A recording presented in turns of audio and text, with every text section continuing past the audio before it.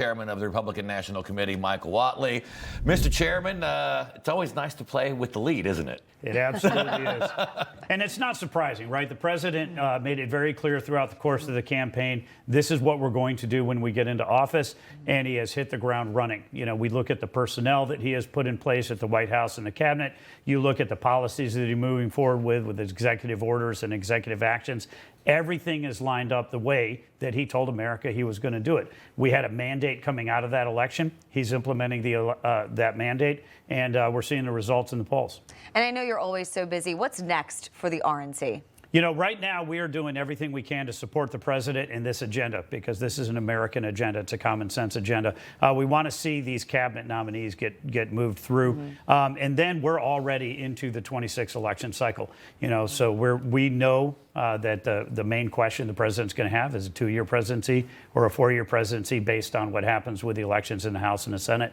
We're going to be ready to hit the ground running. You know, it seems like everywhere you turn, the conservatives are having to fight against the courts, whether it's with Doge, whether it's the stuff that the president's doing, but it's also even just protecting the integrity of the vote. I mean, today you get a court in New York that's going to consider whether the state should allow illegals to be able to vote in state elections. I mean, it's just craziness. It is. The New York Constitution is very clear. You have to be a citizen to vote in New York.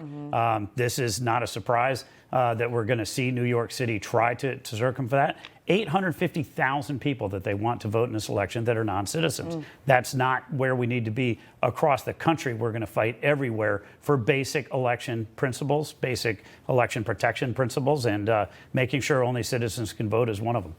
And I know you said you're already looking forward to 2026. Some are looking towards 2028 as well. So President Trump was asked this weekend if he sees J.D. Vance as being his successor. Here's what he had to say. Take a listen. Do you view Vice President J.D. Vance as your successor, the Republican nominee in 2028? No, but he's very capable. I mean, I don't think that I think you have a lot of very capable people. So far, I think he's doing a fantastic job. It's too early. We're just starting. But by the time you get to the midterms, he's going to be looking for an endorsement. Yeah, a lot of people have said that this has been the greatest opening, almost 3 weeks, in the history of the presidency. It's definitely been the fastest and the most stuff Well, happening. we've done so much so fast. He really has done so much so fast. What do you make of his comments there? And does the Republican Party see J.D. Vance as its future? He certainly is going to be part of the future for this party for a long time, but we also have a great bench. You know, when you look at who we have in the Senate, look at our governors, look at who we have in the House, look who we have in the cabinet. We have a lot of people that are very, very capable of being leaders throughout the country. I love the bench that we have right now. And you think about where we are with the Democrats, the party is absolutely imploding because they didn't just have bad messengers, they had a bad message. And right now, as long as the Republican Party is going to be focused on Donald Trump's agenda, the America First agenda, then we're going to continue to listen to the voters, we're going to put solutions on the table for them, and we're going to continue to win. You know, one of the things that I've long known, obviously through my time in politics, is that it doesn't matter whose name's on the ballot. It's going to be decided by what President Trump does, his success rate, how people view it. And then I wake up this morning and I see Politico that's saying that the woke left and actually the General Services Administration, government employees, are getting anxiety because they have to interview with Doge people, and that Doge people think like Silicon Valley and don't understand government. I'm like, isn't that the entire point? Yes, the American people voted for this, right? We overwhelmingly want to see changes made to the government, and the fact that the Doge team and Elon Musk are trying to save Americans money and trying to make sure that we're going to have an efficient government is a fairly novel concept, but this is exactly what the American people voted for.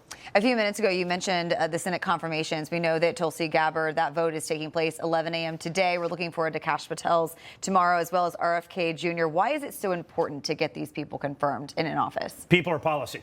Very simply put, people are policy, and this is a policy agenda that the president brought to the table, and you have to have good people to be able to implement it. Right now, we are seeing the Senate move with great speed, and they're very focused on this, which is exactly where they need to be. And that way, we're going to have a solid team around the president to be able to implement this vision for a strong America.